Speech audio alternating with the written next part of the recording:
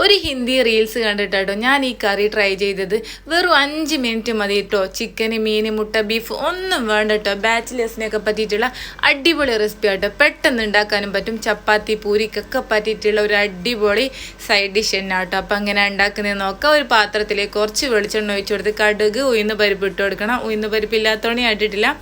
എന്നിട്ട് 3 medium size ഉള്ളി, പിന്നെ 2 പച്ചമുളക്, കുറച്ച് കറിവേപ്പില, കുറച്ച് ഉപ്പും കൂടി ഇട്ട് കൊടുത്തിട്ട് ഉള്ളി നല്ലോണം ഒന്ന് വഴറ്റിയെടുക്കാം. എന്നതിന് ശേഷം ഇതിലേക്ക് കുറച്ച് മഞ്ഞൾപ്പൊടിയും കൂടി ഇട്ട് കൊടുക്കുക.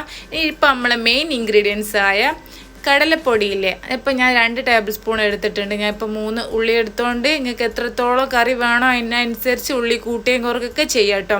എന്നിട്ട് കടലപ്പൊടീൻ്റെ പച്ചമണം മാറിയതിന് ശേഷം കുറച്ച് ഇളം ചൂടുവെള്ളം നല്ലോണം ഒഴിച്ച് കൊടുക്കുക. ലാസ്റ്റ് തിക്കായി വരും. അപ്പോൾ കുറച്ച് മല്ലിയിലയും കൂടി ഇട്ട് കൊടുത്താൽ സൂപ്പർ ടേസ്റ്റ് ആയിട്ടുള്ള കറി റെഡിയായി. അടിപൊളിയായിട്ടോ. എന്തായാലും ട്രൈ ചെയ്തോ. താങ്ക്